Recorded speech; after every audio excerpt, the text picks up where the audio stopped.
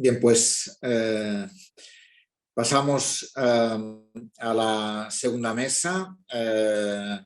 Después de esta primera mesa que ya hemos terminado sobre el impacto sobre el sistema sanitario, vamos a pasar a esta segunda mesa que hablaremos de la evaluación de la innovación y tecnologías sanitarias de apoyo a los sistemas y servicios de salud en crisis sanitaria o de salud pública.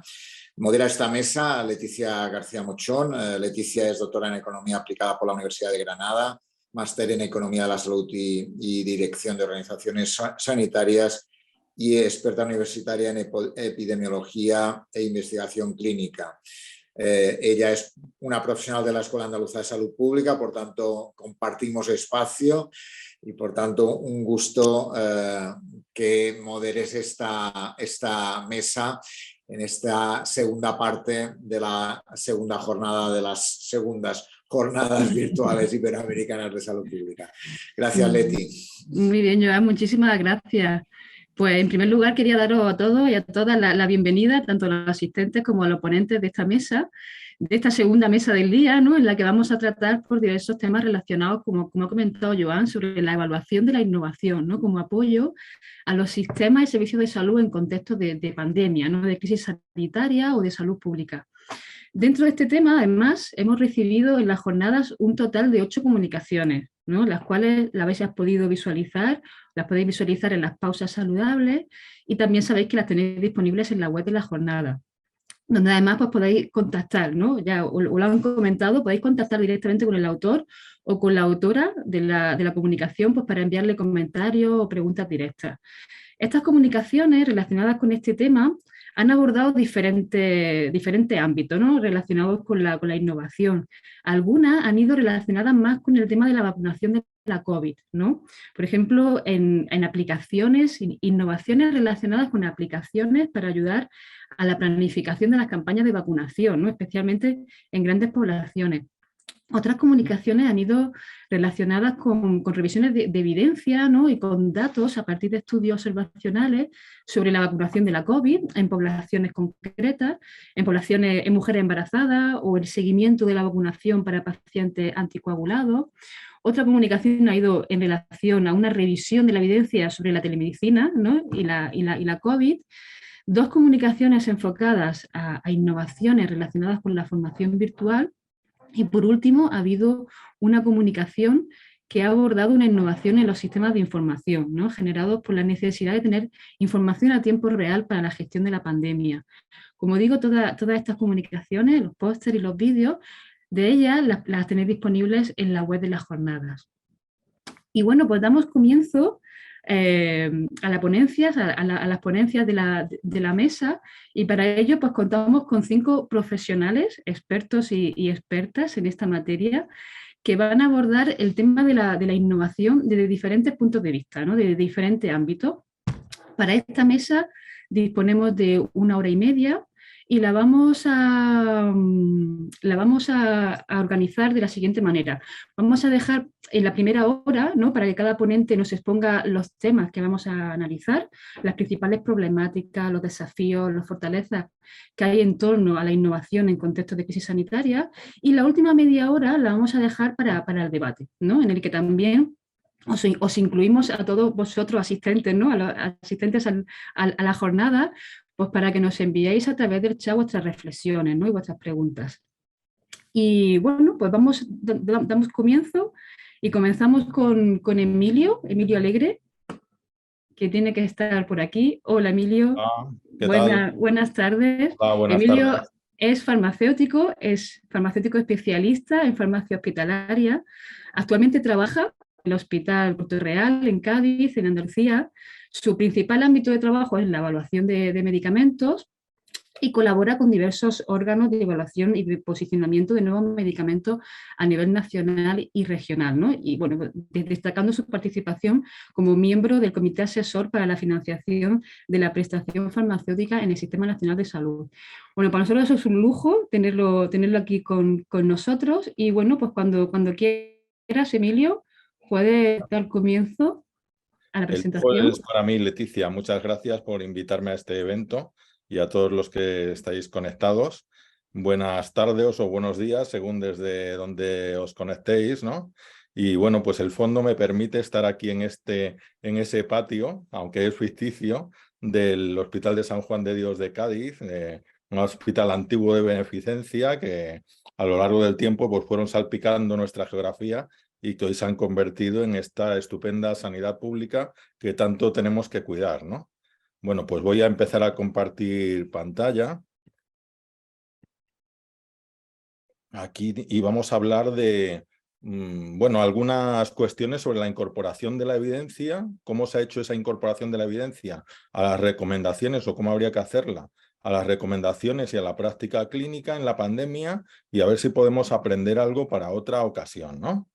Bueno, pues decía Churchill que en tiempos de guerra, y esto de la pandemia casi ha sido una guerra contra el virus, ¿no? La verdad debería ser protegida por un guardaespaldas.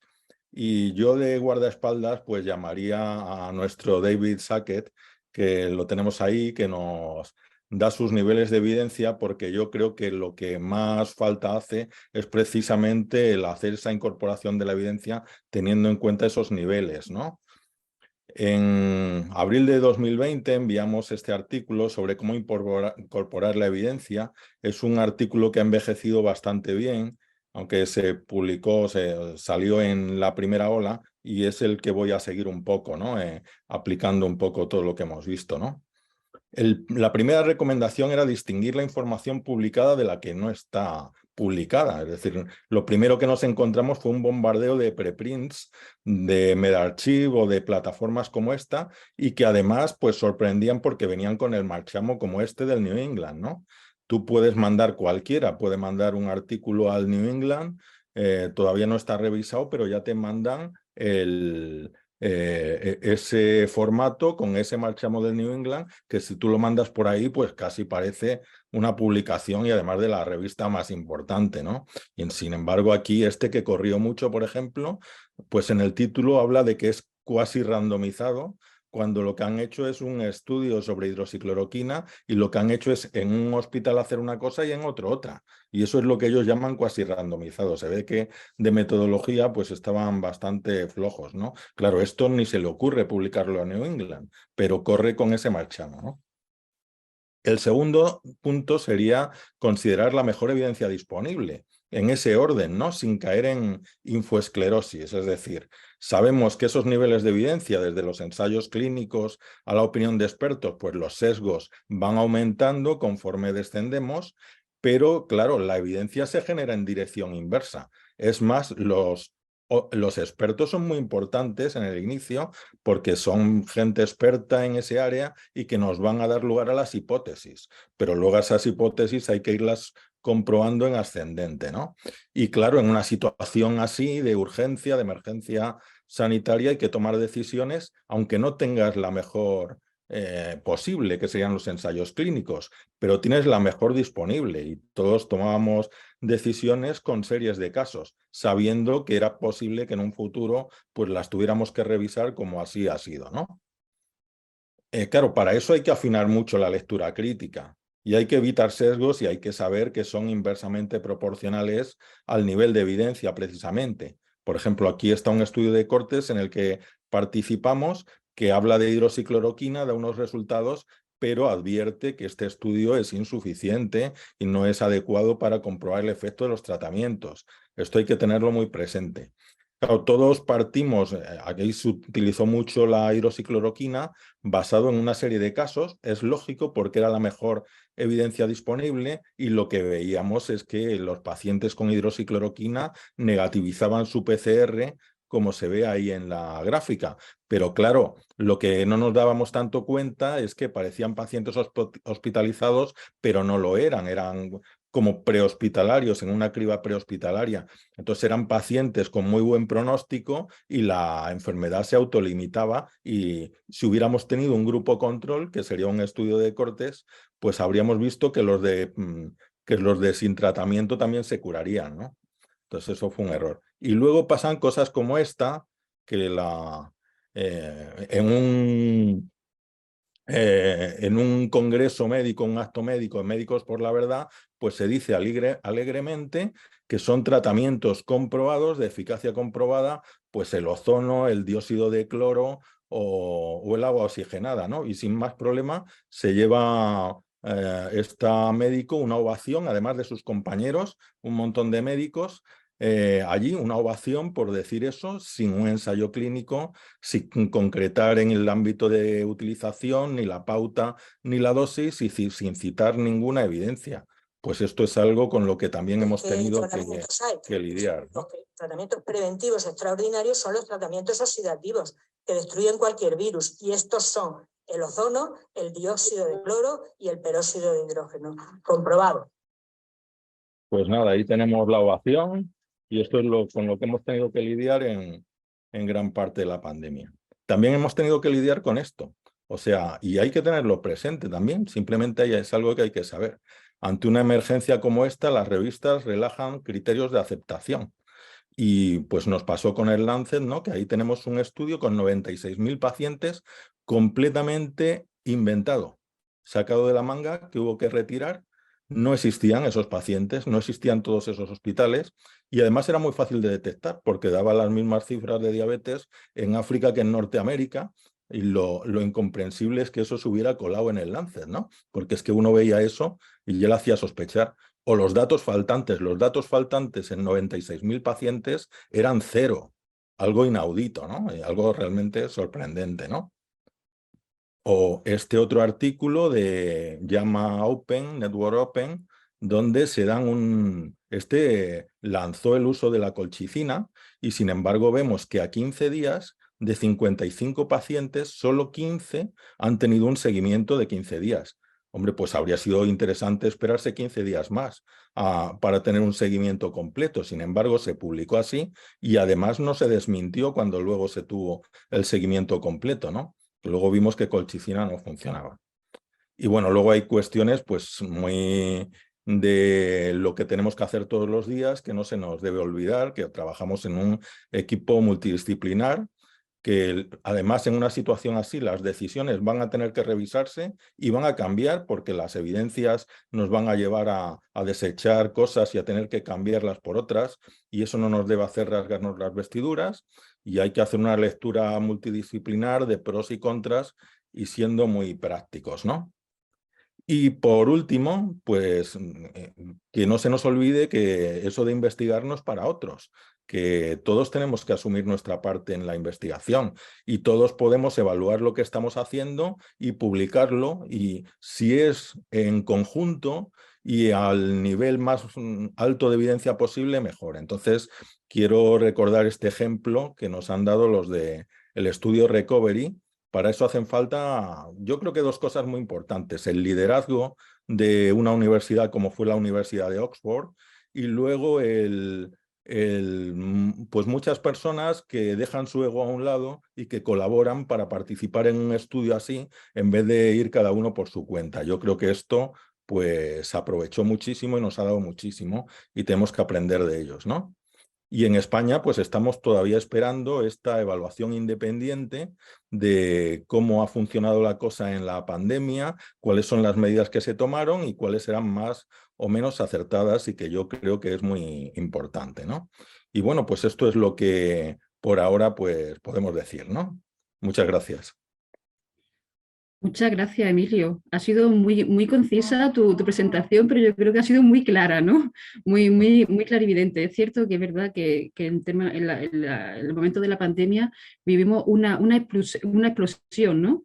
De publicación de artículos, y a veces pues, parece que importaba más publicar artículos más que publicar la mejor evidencia, ¿no? Relacionada con lo que se estuviera, ¿no? Tratando, evaluando, ¿no? Y la importancia, la dificultad de discernir, ¿no? Entre evidencia de calidad o no calidad, ¿no? Pero también la importancia de tener que tomar decisiones, ¿no? Muy a corto plazo con la evidencia que había, ¿no? Por ejemplo, has comentado el tema del dióxido de cloro, ¿no? Sí, sí. Pero eso es verdad que aún sigue, ¿no? Es cierto que se popularizó mucho en la pandemia, pero todavía hay mucha incertidumbre, por ejemplo, con ese tipo de tratamientos, ¿no? para la ciudadanía, ¿no? Que lo sigue utilizando para COVID o para otros tratamientos. Y bueno, en esto que nos está comentando Emilio, aunque luego vamos a entrar mucho más en detalle para el debate posterior y las otras ponentes también van a poder comentar, pero bueno, ¿qué podemos aprender, ¿no?, de lo que ha ocurrido para futuras pandemias? ¿Qué piensa? Pues esto de la infodemia que llamábamos, ¿no?, de todas esas informaciones que son más bien desinformaciones, es un tema muy complejo, que además yo creo que viene a caballo de las redes sociales y de su utilización, es decir, que es algo que nos pilla muy novedoso y que, fíjate, mientras se decía, bueno, es que a esta gente nadie le deja hablar, no, su voz no se oye, sin embargo lo que pasaba era totalmente lo contrario, o sea, gracias a la, gracias o por culpa de las redes sociales, pues yo he oído a un biólogo decir que las vacunas eran algo que nos iba a cambiar un genoma, un biólogo que no tenía publicaciones sobre eso, y eso lo han oído millones de personas. Y luego, sin embargo, a los que realmente pues, nos podían informar sobre las vacunas, pues los hemos oído 4 o 5 en entornos profesionales, ¿no? Entonces eso pues es algo muy difícil de contrarrestar. Yo creo que y una lección que yo he echado, por lo menos de lo que he echado en falta y que creo que tendríamos que aprender, es el valor de la información a la población. O sea, que la población deteste desde el principio que hay una información veraz, que esa información es independiente del politiqueo, de la política y tal, y que está hecha por auténticos expertos, que no se dan mensajes así para lo que conviene, sino que realmente está bien fundada. Y yo he echado mucho de menos esos mensajes y claro, la gente cuando no tiene información o no se fía de la que hay porque la ve politizada, pues ya se cree cualquier cosa, ¿no? Es verdad que eso es muy difícil de contrarrestar, pero creo que podíamos haber hecho algo más de lo que hemos hecho, ¿no? Muy bien, Emilio. Yo creo que has lanzado un tema que es muy importante y que luego podemos tratar en la mesa de debate, ¿no? En relación a la ciudadanía, ¿no?, y la información que tiene disponible, ¿no?, ellos también para tomar decisiones, ¿no?, sobre nuevas innovaciones que van saliendo y que son susceptibles pues, de financiar o de usar, ¿no? Pues muchísimas gracias, Emilio. Vamos a dar paso a la segunda de las ponencias. Seguimos todavía con temas de evidencia, ¿no? Y en este caso, con decisiones basadas en evidencia, ¿no? Con Andrea Alcaraz. Está por aquí Andrea, muy bien. Sí, hola, Buenas tardes y buenos días por allí, ¿no? Por Argentina. Andrea, ella es médica de la Universidad de Buenos Aires, es especialista en cardiología y coordinadora de evaluación de tecnología sanitaria del Instituto del IEX, ¿no?, del Instituto de Efectividad Clínica y Sanitaria. Y bueno, pues cuando quieras, Andrea, puedes comenzar con tu presentación. Perfecto. Ahí estamos bien. ¿Están viendo la presentación? Estamos viendo ahora, sí. Ahora, perfecto. Bueno, buenas tardes a todos. Muchas gracias por invitarme. Es un gusto para mí estar acá. Y lo que les quiero contar es, bueno, cómo pudimos nosotros tomar decisiones basadas en la evidencia, aún en momentos de crisis, ¿no? Cuál fue nuestra experiencia y cómo fuimos evolucionando y creciendo a lo largo de los años que lleva ya la pandemia. Nosotros básicamente somos un grupo que viene trabajando en medicina basada en la evidencia, en generación de evaluaciones de tecnologías sanitarias, en modelos económicos para la toma de decisiones de salud. Y nunca habíamos tenido esta situación. Tenemos como un proceso muy estandarizado, ya hace como 15 años que trabajo en el instituto, en el cual nuestros financiadores de salud nos piden informes de evaluación de tecnologías sanitarias, y si bien nosotros los hacemos rápido, porque 4 semanas es un lapso bastante corto para realizar este tipo de información, tardamos 4 semanas. Tenemos un proceso de involucramiento de actores que está muy estandarizado, y terminamos teniendo documentos que tienen como una matriz preliminar de recomendación, tipo semáforo, donde verde es algo muy positivo para incorporar al sistema de salud, rojo definitivamente no, y en el medio hay una serie de amarillos que dependen de otros factores que hay que considerar, como pudieran ser factores económicos, de equidad, etc. Pero bueno, ¿qué nos pasó? Incluso con nuestras 4 semanas, era un montón de tiempo para nuestros decisores tomar la decisión, esperar un mes para tomar ciertas decisiones. Entonces, bueno, teníamos que ver cómo modificar este proceso. Por un lado, tuvimos un proceso adicional activo para identificar y priorizar nosotros qué temas íbamos a evaluar en relación a COVID, porque a veces a nuestros financiadores les llegaban tarde, ¿no? Por otra parte, hacer documentos más rápidos, disponibles en 7 o 10 días, pero sacrificando lo menos posible del proceso. Sí decidimos en un primer momento sacar esta matriz de valoración sumaria porque, como bien decía Emilio, todo daba rojo, no había nada de calidad de evidencia para poder tomar ninguna decisión a los inicios de la pandemia. Sin embargo, había que poner toda la evidencia junta disponible y con esa poca evidencia tomar alguna decisión, ¿no? Un momento complejo para nuestros financiadores de salud. Y entonces todos estos tiempos los acortamos, incluso la consulta pública, el involucramiento de actores, tuvimos que cortarlo a 15 días, porque las cosas cambiaban tanto que mantener 2 o 3 meses que teníamos nosotros, ya los documentos estaban viejos cuando recibíamos los comentarios, ¿no? Entonces, bueno, para este proceso de priorización, nosotros nos comunicamos mucho con nuestros financiadores de salud, pero también fuimos relevando qué hacían otras agencias de evaluación de tecnologías sanitarias, qué temas estaban evaluando ellos. Y también tenemos un equipo de investigadores, nosotros somos 23, y de los 23 tenemos 3/4 partes que trabajan en hospitales. Entonces ellos también nos contaban cuáles eran las problemáticas que iban viviendo en sus diferentes hospitales, como para tener un combo de todas las cosas que estaban surgiendo y poder hacer algún tipo de priorización y ranking deliberativo para ver qué íbamos a evaluar primero, porque todos los días salían cosas nuevas. En cuanto a la metodología, Emilio lo explicó súper bien, aparte de todo lo que hacemos habitualmente, como es buscar en bases indizadas, como puede ser PubMed, Cochrane Library UpToDate, empezamos a tener que mirar otras fuentes, ¿sí? ¿Por qué? Porque los artículos habitualmente en las revistas con revisiones de pares tardan meses en salir publicados. Entonces, a ver, ¿qué estaba publicado en estos servicios de preprint? ¿Qué estudios estaban en curso o registrados? Si tenían alguna información preliminar. Pero ojo, porque cuando digo mirar eso, no digo sacrificar la vara con la que estamos midiendo. De todas formas, con lupa, nosotros como expertos metodológicos, poder hacer ese trabajo que tienen que hacer los revisores de decir, bueno, hay estos errores metodológicos que no podemos aceptar, y como bien mostraban los ejemplos Emilio, ¿no? Y este estudio no es creíble, incluso aunque esté en el preprint. Entonces poder masticar un poco esa evidencia a nosotros y agilizar un poco ese proceso. Y también pusimos mucho foco en lo que eran recomendaciones, porque si bien es cierto que no había del todo evidencia, había bastantes recomendaciones, ¿no? La Organización Panamericana de la Salud, el CDC, diferentes ministerios de diferentes países, y por supuesto darle una prioridad también a lo que estaban recomendando nuestras propias instituciones en el país.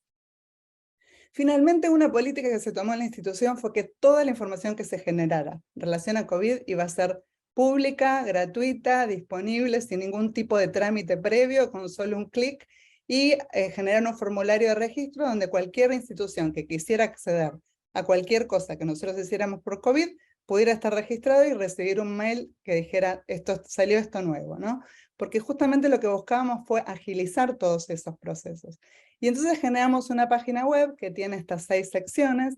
En la primera de las secciones está todo lo de las evaluaciones de tecnologías sanitarias que nosotros hicimos, que en total son 35 documentos. Y acá quiero aclarar que es cierto que al principio hicimos un montón de sacrificios en cuanto a tiempos más cortos, en cuanto a sacar matrices, en cuanto a ser un poco más flexibles en el tipo de estudios que se incluían en nuestros documentos. No en las recomendaciones, pero sí en el tipo de estudios incluidos. Pero hoy por hoy, el COVID está incorporado a nuestro proceso normal de producción de documentos. O sea, estamos en un momento en donde ya la evidencia tiene que estar generada, tiene que haber evidencia de buena calidad como cualquier otra patología, y se evalúa con la misma vara y con los mismos criterios que las otras patologías. Bueno, tenemos estos 35 documentos de COVID disponibles. Y también lo otro que nos pasó, Emilio y Leticia recién lo mencionaron, ¿no? Que tiene que ver con la gente no sabía dónde buscar. Entonces decía, ¿y yo qué busco? ¿A dónde me voy a fijar? Entonces, nosotros siendo una institución de referencia en medicina basada en la evidencia en la región, nos pareció que algo que podíamos aportar es hacer este filtro, este tamiz de decir, mira, estos son lugares serios que están publicando información que sea confiable. Mirate estos repositorios, mirá las guías de estas instituciones con el link directo donde están, no pierdas tiempo teniendo que navegar a dónde quedó guardada esa información. Mirate, estos son los estudios en curso, y todo lo que está ahí y todo el link que está ahí, por lo menos está avalado por una institución académica que dice lo que encontramos ahí es de calidad aceptable. También tuvimos mucho webinar, ¿no? Y los temas fueron variando a lo largo del tiempo, porque empezamos con temas como cómo saber qué intervenciones podían funcionar, cómo mirar la evidencia científica, estos tópicos que miraba Emilio, y terminamos con otros temas que tenían que ver con lo que vos comentabas para las preguntas, ¿no? Claves para mejorar la comunicación efectiva en salud, qué enseñanza nos deja la pandemia, ¿no?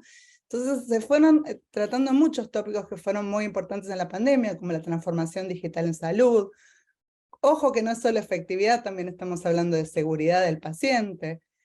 Temas hot como cómo priorizamos los pocos recursos que tenemos, cómo gestionar la pandemia de COVID. La verdad que tuvimos muchísima buena participación de diferentes expertos en los tópicos que dijeron, sí, nosotros queremos participar, queremos compartir.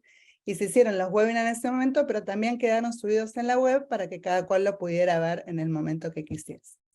Por otro lado, yo les comenté que somos modelólogos, nos gusta mucho hacer modelos. Entonces, participamos en la generación de un modelo de preparación y respuestas de los sistemas de salud para Latinoamérica, y es un modelo de transmisión dinámica que tiene como diferentes estados. Los pacientes pueden estar susceptibles a enfermarse por COVID, pueden estar vacunados, pueden estar expuestos a la enfermedad, pueden infectarse y pueden recuperarse o morirse, ¿no? Y entonces este modelo nos permitía ir juntando indicadores claves para preparar el sistema de salud en cuanto a los recursos que iba necesitando en función de la cantidad de casos de COVID que teníamos. Por ejemplo, ¿cuántas camas generales se necesitan? ¿Cuántas camas de cuidados intensivos? ¿Cuántos respiradores? ¿Qué personal de salud? ¿Cuál iba a ser la tasa de ocupación de esos recursos que teníamos? ¿Cuánto dura la estadía hospitalaria en esos momentos? Para poder predecir en qué momentos íbamos a tener un quiebre del sistema de salud y encontrar la manera oportuna de ir cambiando diferentes medidas como para ir previniendo ese quiebre. Son modelos complejos que tienen un montón de información adentro, información epidemiológica, de la biología del virus, de cómo se transmite ese virus, de cuán efectivas son las vacunas, de cuán efectivas son otras medidas de salud pública, como puede ser el confinamiento, las mascarillas, el cierre de las escuelas, y un componente importante de costos y de recursos. Y nos permite este modelo también evaluar cómo podrían llegar a impactar diferentes políticas de salud. ¿Qué pasa si vacuno a todo el mundo? ¿Qué pasa si vacuno a los mayores de 65? ¿Qué pasa si cierro las escuelas? ¿Qué pasa si nadie trabaja? ¿Qué pasa si todos trabajan? Esto se hizo para toda Latinoamérica y la verdad que fue una linda herramienta. Y como esto generó un montón de información que otra gente que podía estar haciendo modelos iba a requerir, también pusimos en la página web toda la información que esa gente pudiera llegar a requerir para hacer sus propios modelos. Son temas muy técnicos, ¿no? Pero el número reproductivo básico, bueno, son inputs que los modelólogos necesitan. Entonces los pusimos ahí a disposición. Por último, tenemos un tablero de control dinámico del COVID, que es una visualización interactiva, es una web, que nos permite ir midiendo, este es específico para Argentina, para nuestro país, la variación semanal del número de casos, los casos diarios, las muertes diarias, la población vacunada, etc. Nos permite monitorearlo total país y en las diferentes provincias que nos componen. Bueno, son muchas cosas, digamos, las que hicimos en este periodo, pero a fin de respetar los 10 minutos, les dejo el acceso a la web y cualquier cosa quedo a disposición para sus consultas. Muchas gracias. Muchas gracias, Andrea. Igualmente, han sido muchos temas, ¿no?, los que has tocado.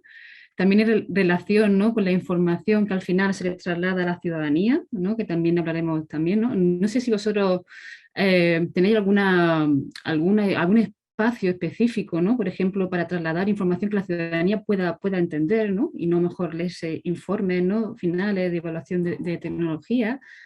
¿Tenéis algo así en la...? Nosotros no tenemos como una sección de pacientes en nuestra página web, pero lo que sí tenemos es muy buena relación con los medios que se especializan en salud.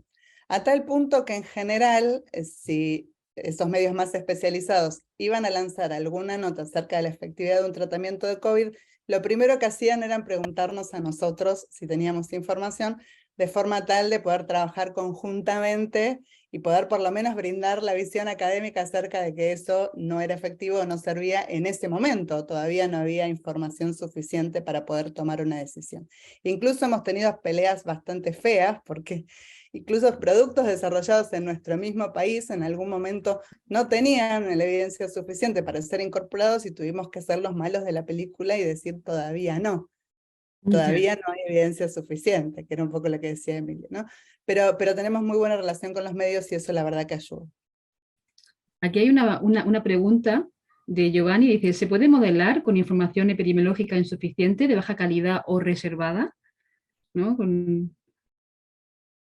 Nosotros todos los datos, esto se hizo en consonancia con los datos provistos por los diferentes ministerios de salud de los diferentes países, y entonces toda la data incorporada fue data oficial. O sea, lo que se buscó fue articular los datos que habitualmente están como desordenados en diferentes secciones, porque en general son o diferentes departamentos, o en Argentina, por ejemplo, Brasil, que son sistemas muy fragmentados, las diferentes provincias van anotando las cosas en diferentes lugares, y lo que busca la plataforma es poder integrar toda esa información.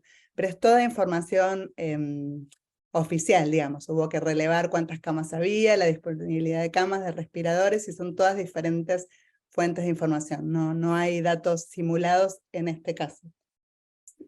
Y una última pregunta, en relación al procedimiento, ¿no? de toda esta revisión de evidencia y tal, ¿cuál es el papel que tienen las sociedades científicas, ¿no? En toda esta información, ¿no? Cuando hay tanta desinformación, cuando hay tanta evidencia, ¿no? ¿Cuál? Súper fuerte y muy poco homogéneo entre las diferentes sociedades científicas, ¿no? Nosotros hicimos algunos reportes en forma conjunta con la Sociedad Argentina de Terapia Intensiva. Ellos nos ayudaron a seleccionar los temas, analizamos la evidencia juntos, les explicamos cuáles creíamos que eran las limitaciones de los estudios, porque esto pasaba, está publicado, ¿y por qué no lo puedo usar si está publicado? Y llegamos juntos a conclusiones y recomendaciones en forma conjunta. Y no hemos tenido experiencias más heterogéneas con otras sociedades, ¿no? Donde por ahí ellos tenían una postura más abierta, más precoz de incorporación de tratamientos y nosotros menos. De todas formas, en nuestro proceso de consulta pública los invitamos formalmente siempre a participar a las sociedades científicas en todos los informes que hacemos. Muchas gracias, Andrea. Vamos a seguir con la siguiente ponencia y luego ya abrimos más debate después. Y seguimos pues, con la evaluación de tecnología sanitaria, ¿no? Con los procedimientos de evaluación de tecnología sanitaria, y ahora pues, vamos a hablar del papel de las agencias también, ¿no? De evaluación de tecnología durante la pandemia, y para ello pues, contamos con Lilisbeth, que está ya por aquí. Buenas tardes, buenos días, Lilisbeth. Ella es doctora en Psicología Clínica y de la Salud, es experta en evaluación del servicio sanitario y actualmente trabaja como investigadora del servicio de evaluación del Servicio Canario de Salud. Forma parte de redes, ¿no? de agencias de evaluación de tecnologías sanitarias, de la nacional y de la europea, de UNETA, y además es cofundadora de la Red Iberoamericana para la Toma de Decisiones Compartidas en Salud. Y bueno, pues cuando quiera, Lilisbeth, nos puedes comentar tu presentación. Bueno, muchísimas gracias. En primer lugar, me gustaría agradecer a la Escuela Andaluza por la invitación para participar en estas jornadas virtuales iberoamericanas. Y bueno, mi nombre, como comentabas, Leticia, muchas gracias, es Lilisbeth Prestel y trabajo en el Servicio de Evaluación del Servicio Canario de la Salud. Y creo que pueden ver mi presentación, ¿verdad? ¿Sí? ¿Se ve? Sí. Sí, perfecto. Vale, está segura. Bueno, y como les comentaba, como les comentaba Leticia, yo formo parte de la Red Española de Evaluación de Tecnología Sanitaria, que es una red que está formada por diferentes agencias o unidades de evaluación de tecnología sanitaria de la Administración General del Estado y de las comunidades autónomas en España, y que trabajamos de una forma coordinada con una metodología común y bajo un principio de reconocimiento mutuo y cooperación entre agencias, ¿no? Esta red se formó en 2012 por el Consejo Territorial del Sistema Nacional de Salud, y nuestra misión es generar, difundir y facilitar implementación de información para la toma de decisiones en el Sistema Nacional de Salud, ¿no? Pero claro, ¿qué nos ha pasado con el COVID, ¿no? Que evidentemente con el COVID la situación cambió a la hora de intentar dar una respuesta coordinada desde la red, y lo que intentamos fue tratar de responder a las necesidades de evaluación en ese contexto en el que nos encontrábamos en ese momento, ¿no?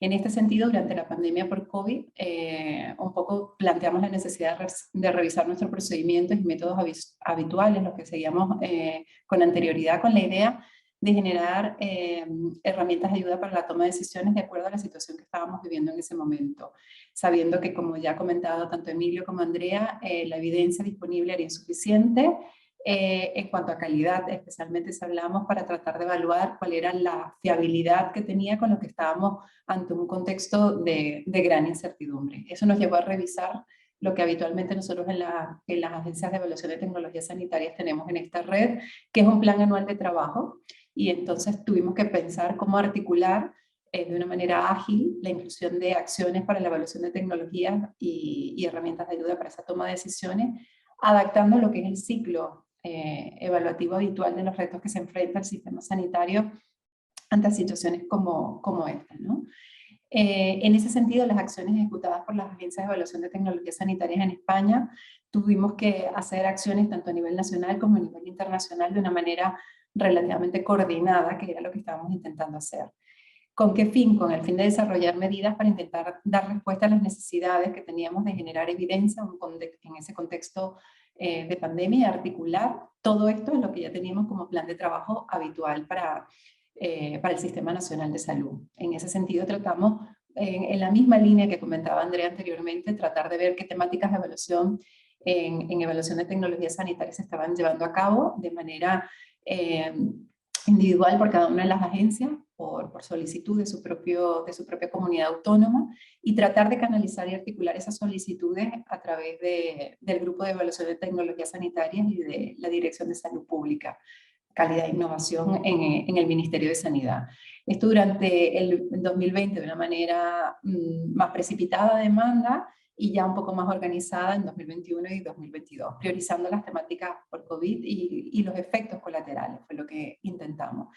La idea era tratar incluso de generar un sistema de detección de tecnologías nuevas y emergentes que estuviesen relacionadas fundamentalmente con la pandemia y sus efectos colaterales, ¿no?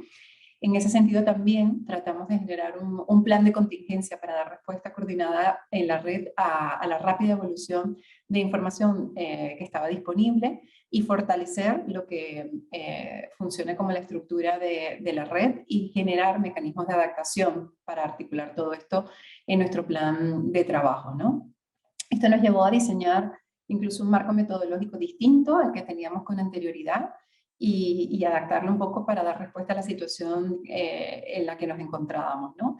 Y quisiera poner entre las distintas estrategias que pusimos en marcha algunas de mayor utilidad, como fue el sistema de monitorización de publicaciones científicas en forma de revisiones de la literatura y valoración crítica, que es un proyecto que en realidad se puso en marcha desde prácticamente el principio de la pandemia, en marzo del 2020, impulsado por la Unidad de Asesoramiento Científico Técnico de Avaliate en Galicia y en colaboración con nuestro servicio en Canarias, con el objetivo de monitorizar precisamente las publicaciones científicas de COVID en las principales revistas biomédicas, para proporcionar al sistema sanitario una visión que fuese generalizada y actualizada de las publicaciones que estaban siendo disponibles, y para ello intentábamos clasificar la información en categorías: manejo clínico, epidemiología, pronóstico, vacuna, y en diferentes niveles asistenciales: organización y logística, intervenciones comunitarias, tratando de priorizar con dificultad, pero siguiendo esos niveles de evidencia, las publicaciones con mayor calidad de evidencia, ¿no?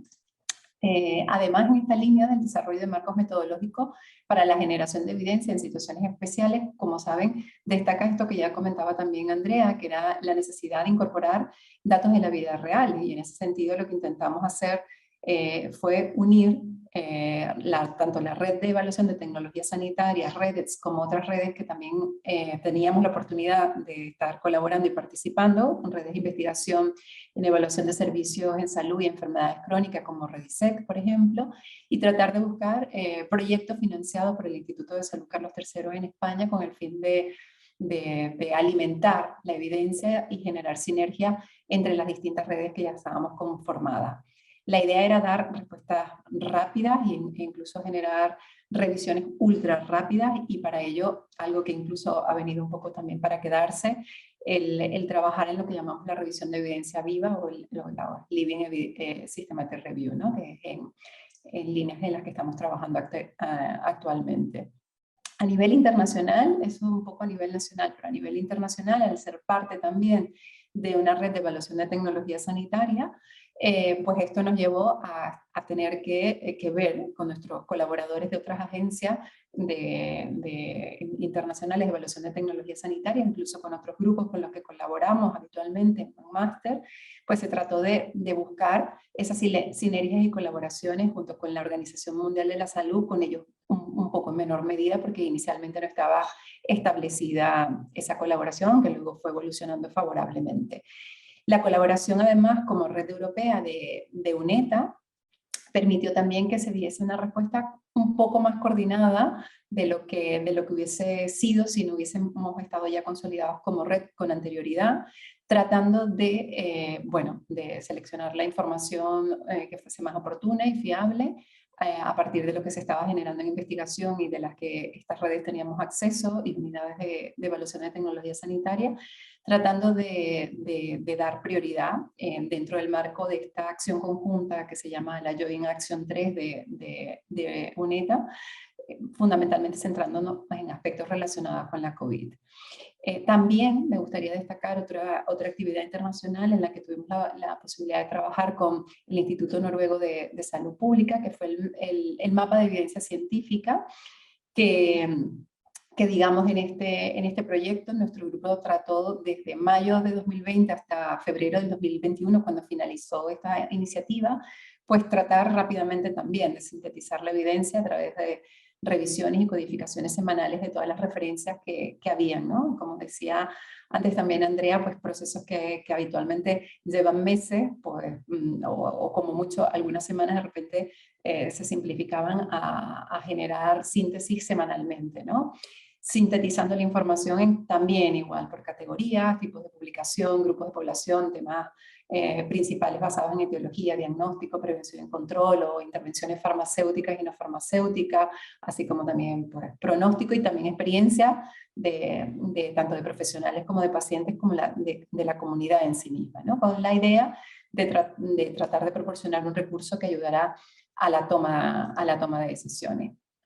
Está claro que asumimos y que tenemos nuevos retos que acometer y que nos ayudarán a continuar con este debate seguramente al finalizar en esta mesa, ¿no? Pero me gustaría compartir con ustedes algunas de las lecciones aprendidas. Me adelanto a la pregunta de Leticia, a lo mejor, que es, bueno, tratar de planificar actuaciones frente a estas futuras pandemias que se pueden presentar. Esto de hecho creo que hemos aprendido mucho con esto, y la Comisión Europea de hecho está impulsando un trabajo en esta línea, pero por supuesto que falta actuación similar a nivel estatal y por supuesto también a nivel de comunidad autónoma. Más colaboración interpaíses, más allá de la planificación, incluyendo estudios conjuntos, informes conjuntos, etcétera, tratando de hacer una activación precoz y coordinada de todas las estructuras y organizaciones del Estado y de las comunidades autónomas que puedan proporcionar precisamente esa información para mejorar las decisiones de política sanitaria, condicionando incluso el espacio tanto español, europeo y iberoamericano en general, en Latinoamérica, con el fin de sumar los datos del mundo real a los que proporciona la evidencia científica. Mejorar tanto la validación y evaluación como el uso generalizado de las herramientas de generación continua de evidencia, como pueden ser las Living Evidence Review, por ejemplo, y algo importante, más rapidez también en procesar y difundir esta información de interés, en el caso, por ejemplo, nuestro caso en concreto, de los informes de REDETS, de la Red de Evaluación de Tecnología Sanitaria. Desde luego, seguimos recorriendo el camino y bueno, algunas cosas importantes que hemos aprendido en este proceso y que desde luego seguimos manteniendo y aún aprendiendo porque seguimos en medio de ello. Muchísimas gracias. Muchas gracias, Lilisbeth. Pues sí, me has pisado la pregunta porque te iba a preguntar sobre las lecciones aprendidas, ¿no? para futuras pandemias, pero bueno, lo has explicado de forma fabulosa. Y sé que hay un tema pero me gustaría sacarlo después para el debate, para que estemos todos, ¿no? Y todos y todas podáis incluir vuestra opinión sobre la incorporación de datos reales, ¿no? en temas de, ¿no? En contextos de incertidumbre, que hay que tomar decisiones, ¿no? El registro, ¿no? De datos reales sobre la evaluación de nuevas innovaciones, ¿no? Que se van incorporando.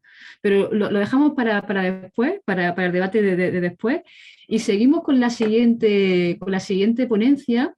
Y ahora ya vamos a pasar de la evaluación, que hemos hablado ya mucho de evaluación, de evidencia, y pasamos un poco al acceso, ¿no? Al acceso a la innovación, en concreto al acceso a medicamentos. Y para ello pues contamos con Margarita Elizabeth. Aquí está. Buenos días, Margarita.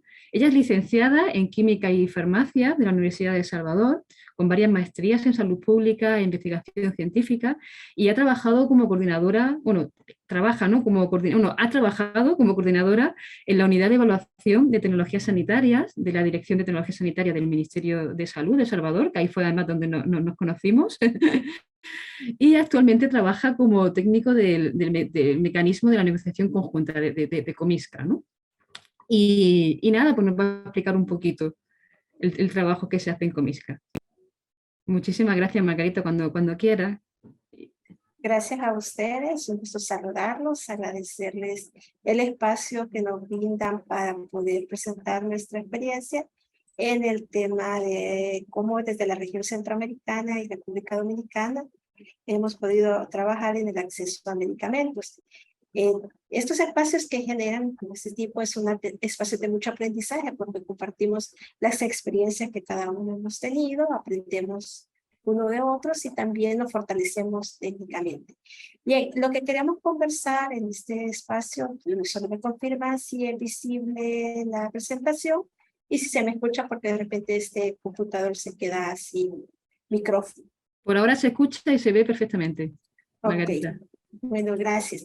Bien, queremos compartir un poco cómo ha sido esa experiencia de acceso a medicamentos y otras tecnologías a través de un mecanismo regional que conjunta a 8 países y cómo también fuimos capaces de adaptarnos a la situación de la emergencia de la pandemia por la COVID-19.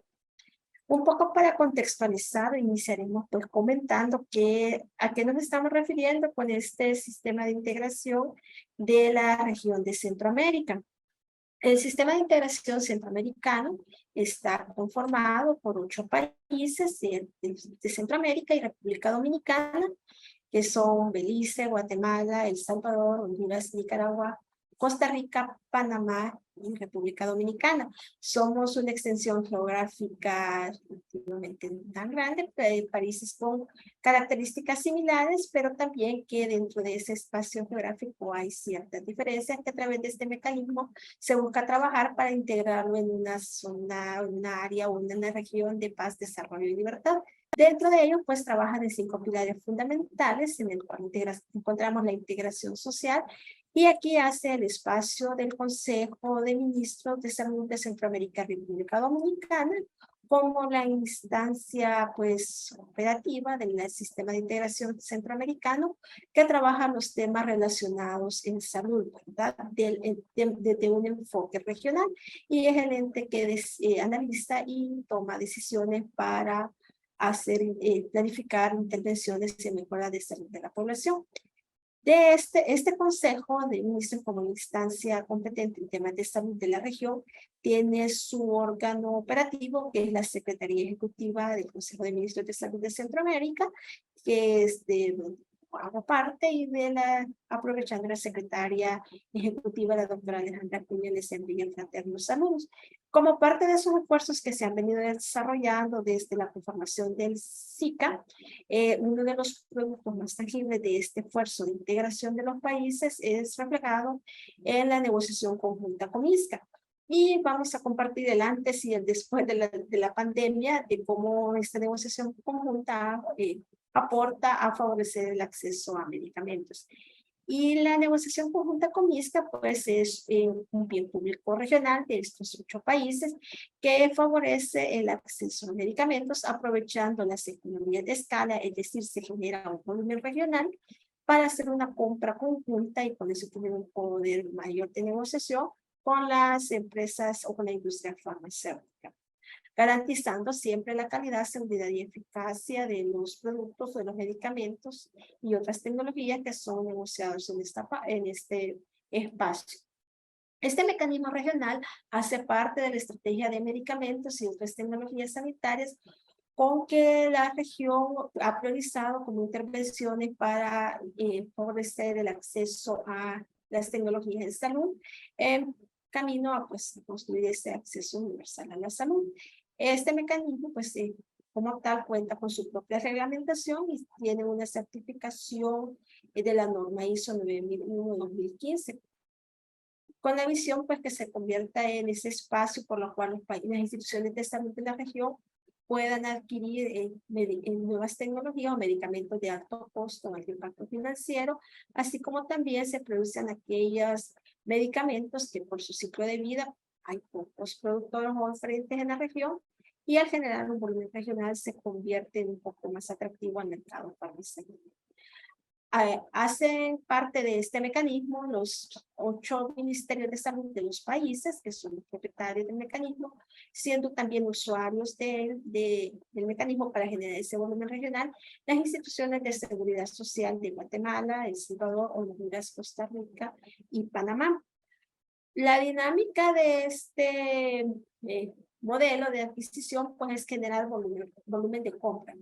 Es así que está abierto también para otras instancias como las organizaciones sin fines de lucro que apoyan a la atención del cáncer pediátrico, a los ministerios de salud. Actualmente pues, han sido usuarios de este mecanismo 3 fundaciones que ayudan a tratar el cáncer de niños en El Salvador, Honduras y República Dominicana. El mecanismo también está abierto y reglamentado la participación de instituciones prestadoras de salud, de servicios de salud pública de regiones fuera de países fuera de la región del SIC. Esta política pública instaurada en el sistema de integración centroamericano que ha permitido incorporar la negociación de medicamentos y dispositivos y otras tecnologías sanitarias a través de esos volúmenes de compra regional, aprovechando las economías de escala, ha pues resultado en una reducción promedio de precios que ronda entre 40 a 60%. ¿Qué quiere decir esto? Que los medicamentos comprados en este espacio de negociación regional, comparado si se comprara de manera individual en cada uno de los territorios o cada uno de los países, el precio al comprarlo en grupo, en forma conjunta en la región, se reduce en un 40 a 60%, generando esto ahorros tangibles que los denominamos beneficios y que desde su implementación por el año 2014-2012 a la cierre del 2022 representa unos ahorros potenciales que rondan por los $110 millones en reducciones de precios, ¿verdad? Que son beneficios que permiten pues, a los presupuestos de las instituciones de salud eficientizarlos. Si con el mismo presupuesto poder comprar más unidades de los medicamentos que requieren. Dentro de estas reducciones de precio que mencionamos acá, pues se ven reflejadas en el listado de medicamentos que tiene la región. Es un listado de medicamentos armonizados, en lo cual las instituciones de salud de los países se han puesto de acuerdo cómo identificarlos como los medicamentos que son priorizados para negociarlos en un espacio regional.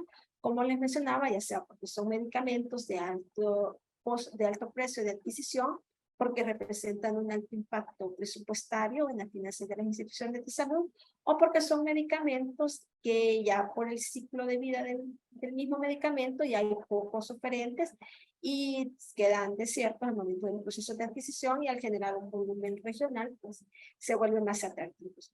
Este listado de medicamentos a la fecha, pues se tienen 145 medicamentos priorizados por las instituciones de salud de la región, agrupados en estos 8 grupos que tenemos acá y también clasificados por categorías de acuerdo a su origen.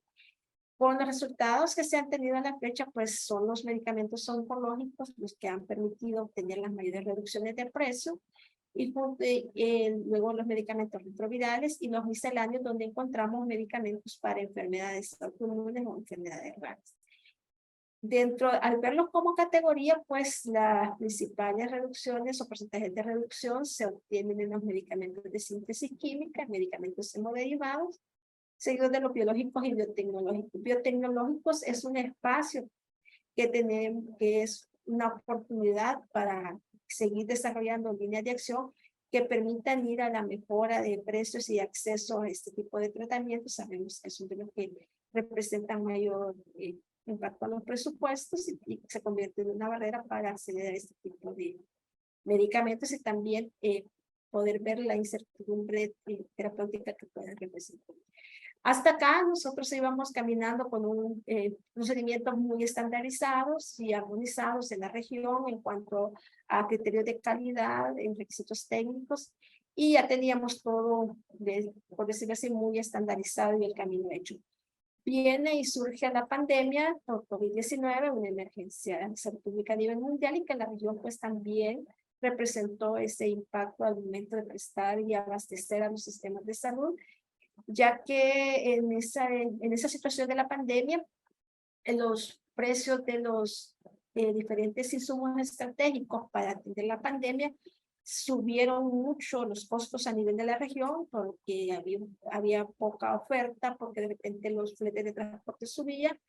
¿Y cómo podíamos aprovechar entonces este espacio que se había construido en la región para favorecer el acceso tanto a las diferentes terapias farmacológicas como también a otras tecnologías sanitarias como eran las pruebas diagnósticas para COVID, tanto PCR como secuenciación, así como también la parte referente a los equipos de protección personal, mascarillas, trajes de bioseguridad, respiradores y guantes, todo lo que se requería las instituciones de salud para hacer frente a la pandemia, o los sistemas de salud, mejor dicho.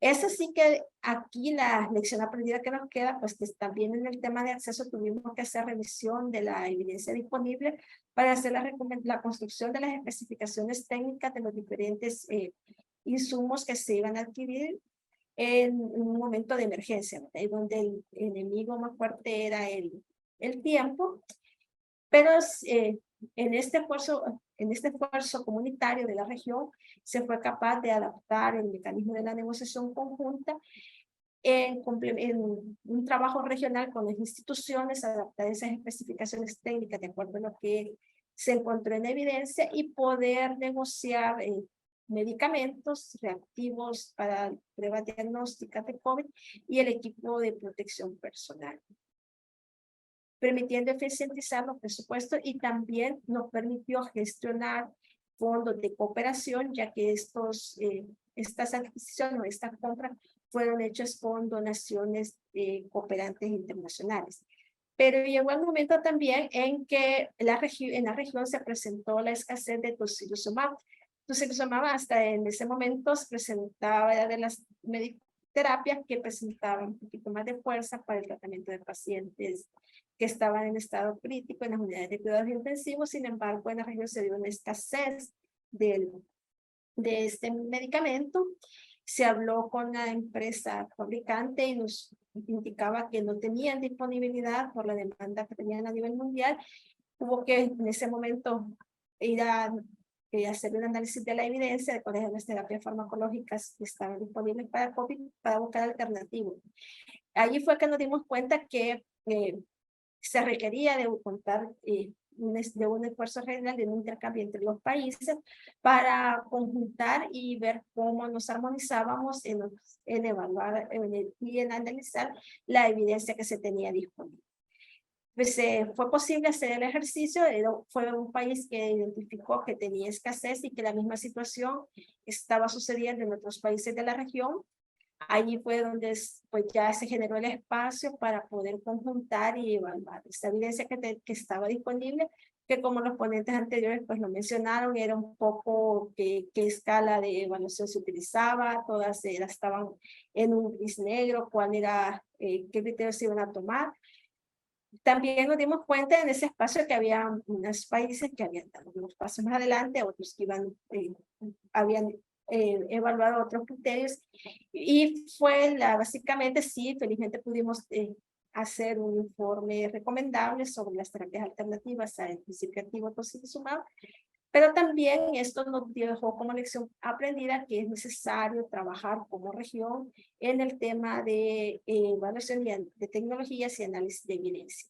Por otra parte, otro de los espacios que se trabajó desde el espacio regional fue lo relativo a la vigilancia y seguridad de medicamentos. La región cuenta con una plataforma, por su sigla FRACEDRA, que es una plataforma que permite notificar las sospechas de reacciones adversas tanto a ciudadanos, profesionales de salud como a la industria. Esta plataforma ya existía antes de la pandemia del COVID y se retomó, bueno, fue una herramienta útil para trabajar el tema de vigilancia de los medicamentos y la vacuna de COVID-19. Permite las notificaciones por país, pero también es un espacio que permite hacer intercambio de información entre los 8 países de la región y que también está comunicada con el Centro Colaborador de Salud. Bien, es así que este bien público regional de la negociación conjunta con MISCA... Un minutito, Margarita. Ok.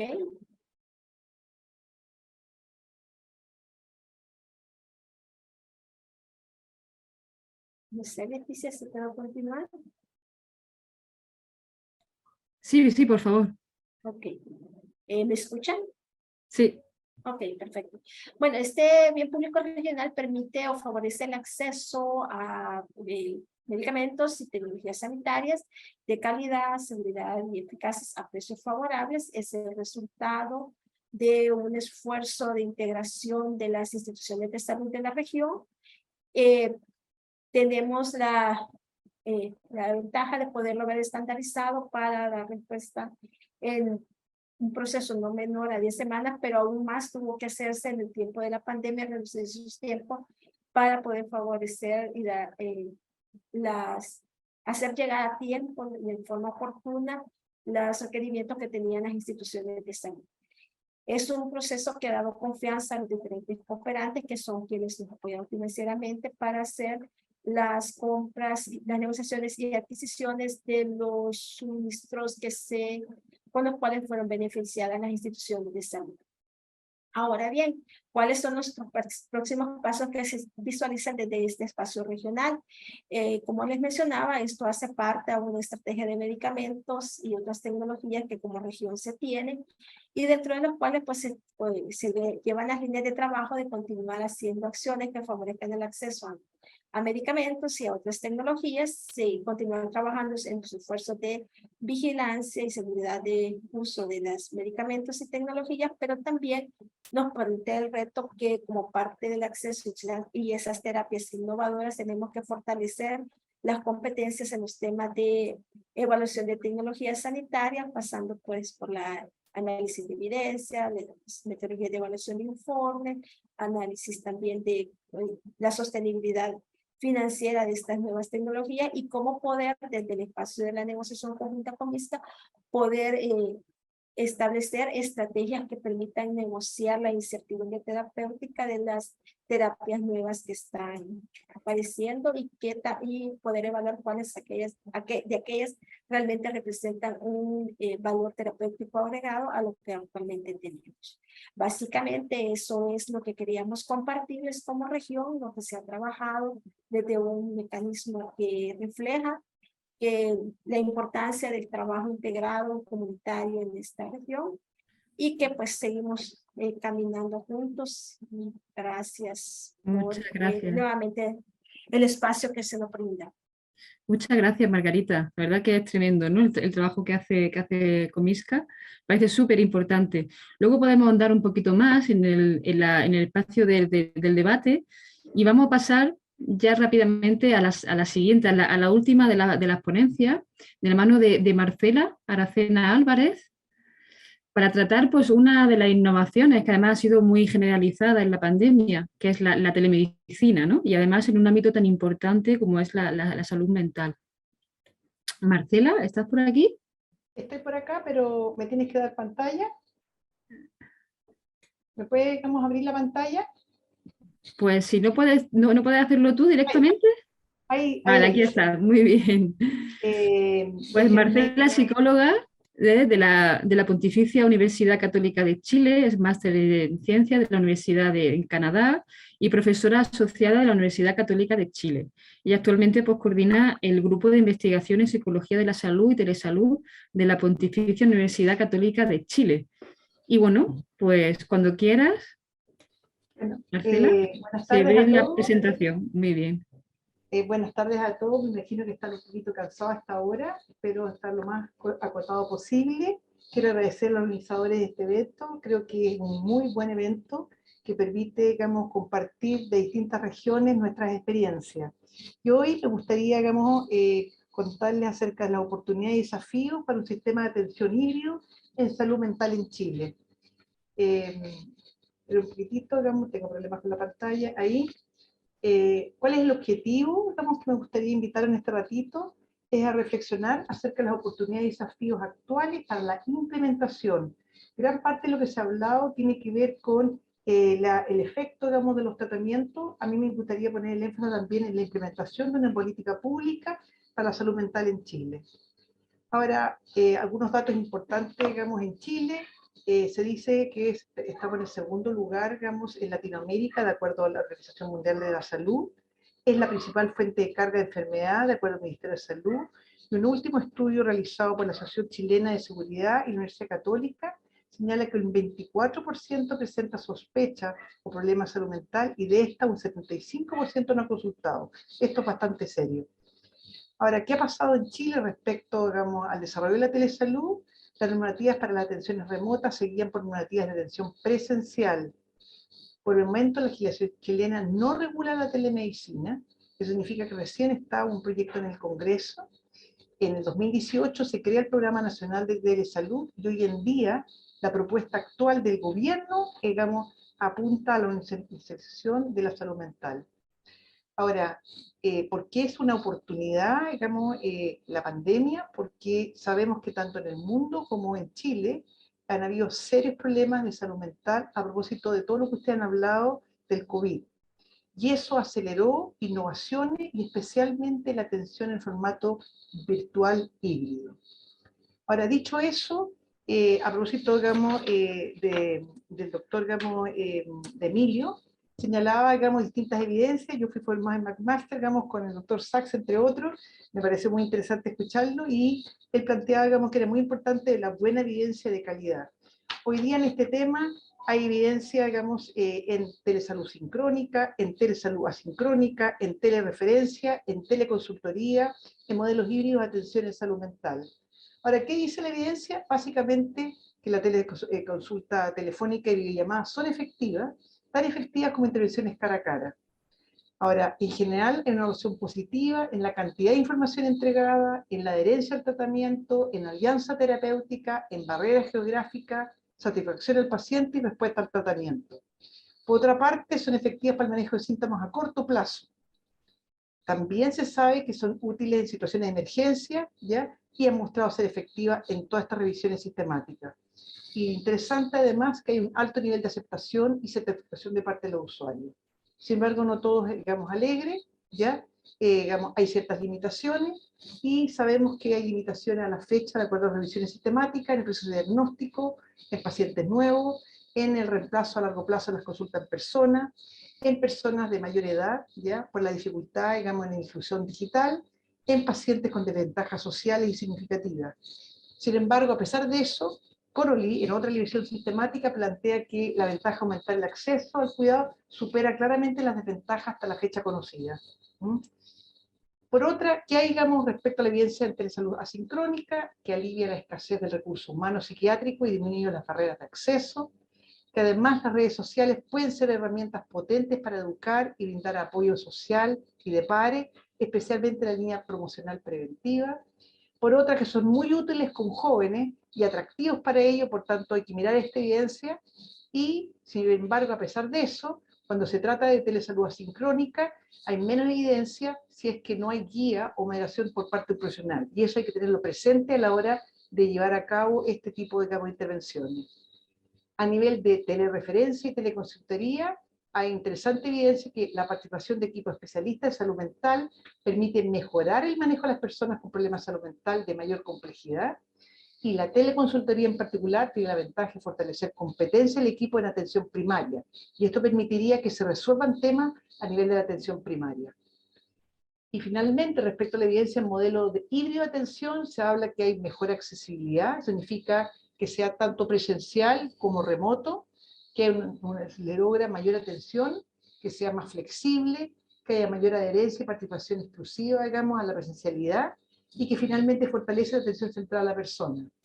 En general, toda la evidencia hasta la fecha disponible es que se recomienda considerar, digamos, estas modalidades en forma sincrónica, asincrónico, presencial y distancia, de acuerdo a cada, digamos, caso específico y en contexto determinado. Sin embargo, un punto que me gustaría reflexionar, y es parte de lo que estoy en mis minutitos, es que a pesar de esta evidencia internacional, nacional, de un estudio cualitativo con el cual quiero partir una frase, hay claramente evidencia de que esto puede ser muy interesante y valioso para la comunidad. Y aquí, digamos, solamente una viñeta de un usuario dice, si hubiese sido presencial, no hubiera tenido hora para una semana después. En cambio, como era ahora online, era más fácil y más rápido, digamos, el acceso. A la larga, digamos, hay una percepción positiva, digamos, potencialmente de este tipo de innovación. Significa combinar lo presencial con lo remoto.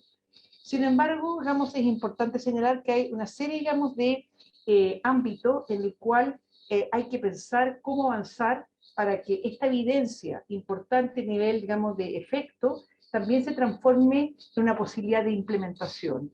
¿Y cuáles son las áreas complejas, digamos, que hay que pensar? Por una parte, el tipo modelo de salud mental híbrida, que se incorpore lo híbrido en los modelos existentes, respecto a la formación de profesionales y funcionarios, respecto a la infraestructura y tecnología, respecto al financiamiento, respecto a considerar la perspectiva del usuario y finalmente muchos temas de gestión. Ahora, en ese sentido, algunas reflexiones que nosotros hemos realizado en el equipo al interior de la universidad es que uno de los aspectos más relevantes a la hora de implementar todo lo que se ha planteado en la evidencia es que hay que fortalecer los modelos de salud mental en, digamos, los modelos existentes, que hay que integrar lo híbrido en la atención, digamos, de salud mental de una forma escalonada, tanto en lo promocional, en lo preventivo, en lo curativo. Por otro, es urgente la formación del profesional y los funcionarios. Hay que incluir, digamos, estas intervenciones remotas en la formación de pregrado. No podemos esperar en pregrado y en posgrado. No podemos esperar que después que han salido, en realidad puedan, digamos, incorporar esta digamos, tipo de innovación si es que no han salido preparados previamente. Y también los que ya están, que tuvieron que vivir en pandemia, es muy importante la educación continua, en varios temas, en contenido, en confidencialidad, en seguridad, en uso de TICs, entre otros. Por otra, también nos parece que para que esta evidencia, digamos, pueda, digamos, implementarse, también hay que conocer la infraestructura y tecnología.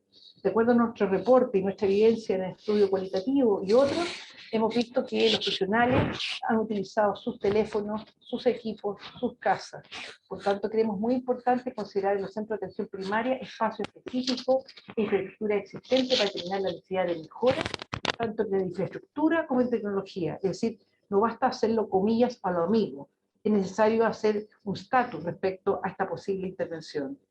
A nivel de financiamiento, creemos importante que se considere dentro del financiamiento de la atención primaria la incorporación de la atención remota, tanto en la infraestructura como en el recurso humano, porque lo contrario, todo lo que se ha avanzado en pandemia, todo lo que se aprendió y se hizo en pandemia puede desaparecer si es que no existe, digamos, un financiamiento estable que permita que todo lo que dice la evidencia pueda llevarse a cabo. Por otra parte, nuestro aprendizaje va en la línea de que hay que considerar la perspectiva del usuario. A la larga, porque durante, digamos, la pandemia se tuvo que trabajar en emergencia y creo que ahora, en los estudios que hemos ido levantando, aparece que es relevante en la posición positiva que tiene el usuario respecto a este tipo de intervención.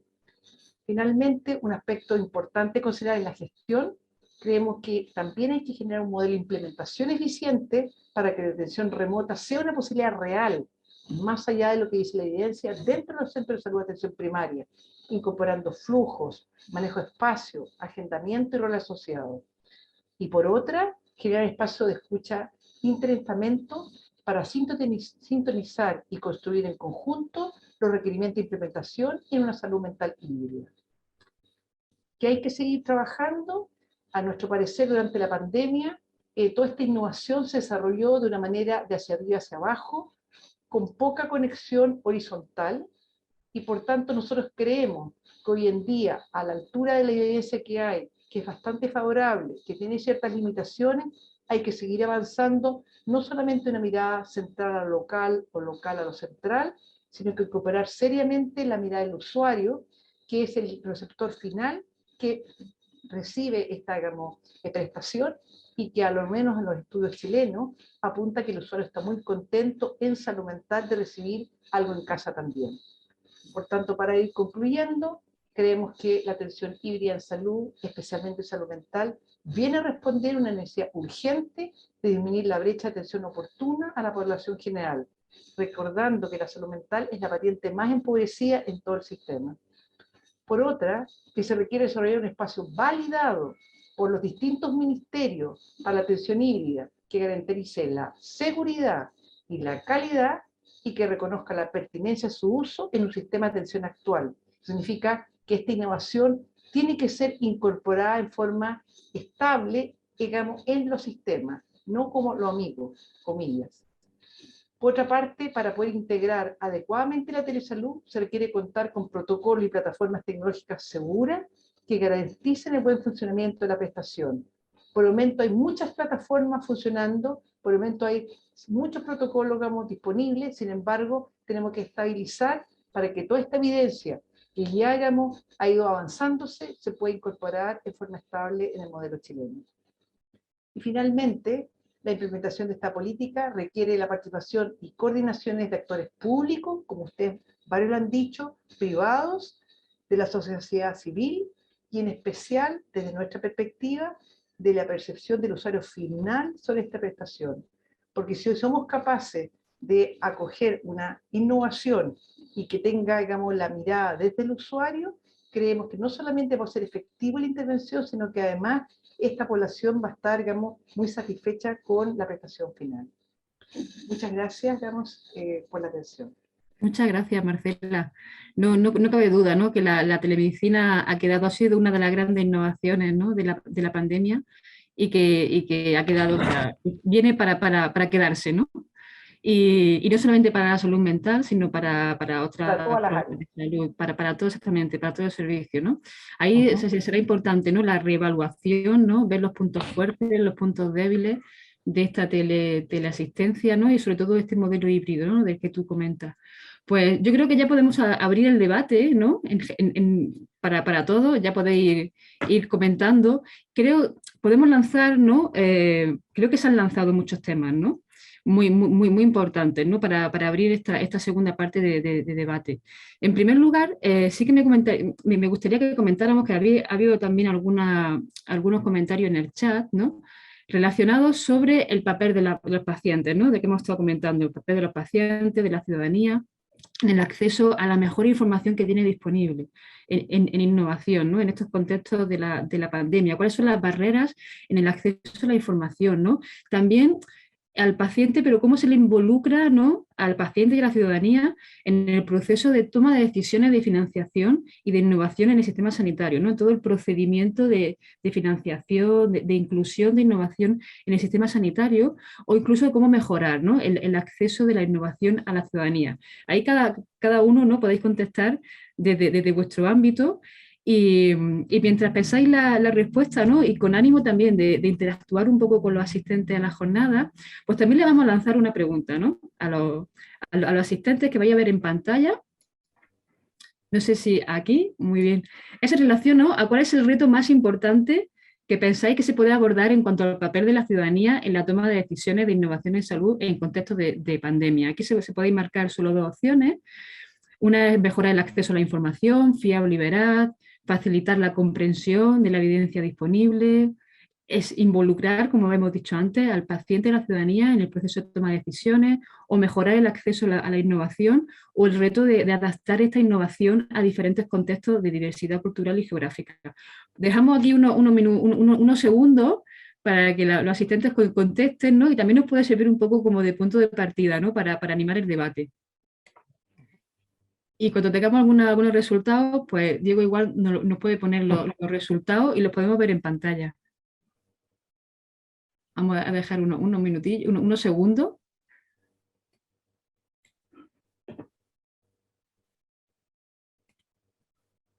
Y luego os lanzaré también otras preguntas que han ido llegando en el chat, porque ha sido muy activo en esta última parte.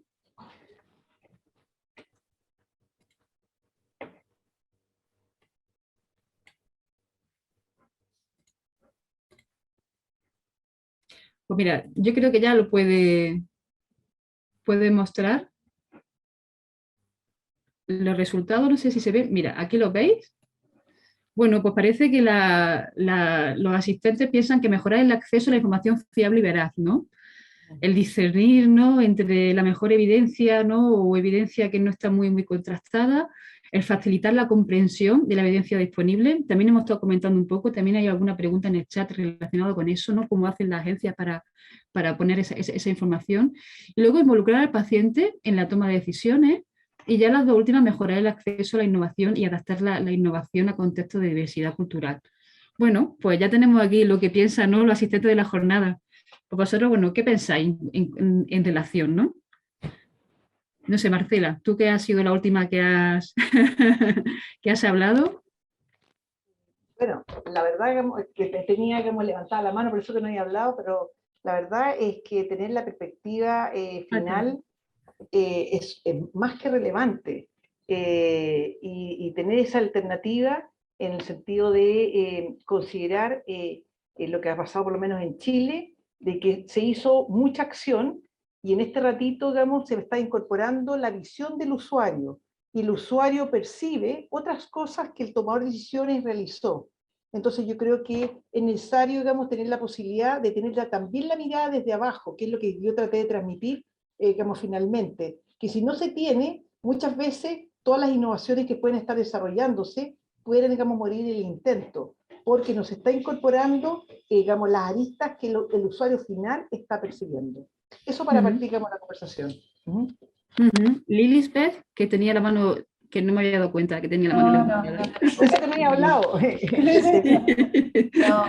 Bueno, yo quería comentar precisamente que uno de los problemas importantes que tuvimos fue que nosotros ya teníamos protocolizada la participación de pacientes y otros agentes de interés, profesionales, sociedades, etcétera, en todo lo que es la evaluación de tecnologías sanitarias, incluso con algún algoritmo de cómo se hace esa participación. Pero claro, en ese momento todo esto se vino un poco abajo, tuvimos que tomar decisiones muy rápidas, y aunque es verdad que habían muchos pacientes que ya estaban entrenados en la participación de evaluación de evidencias como parte de un grupo de trabajo, porque ya, digamos, del tiempo que llevamos colaborando con algunos pacientes y con algunas organizaciones, para que formen parte desde el inicio, en las fases de diseño de protocolo de la investigación o del proceso de evaluación, pero es verdad que fuimos muchísimo más rápido que ni siquiera nosotros teníamos claro qué fase nos íbamos a saltar sin perder rigurosidad para la toma de decisiones, ¿no?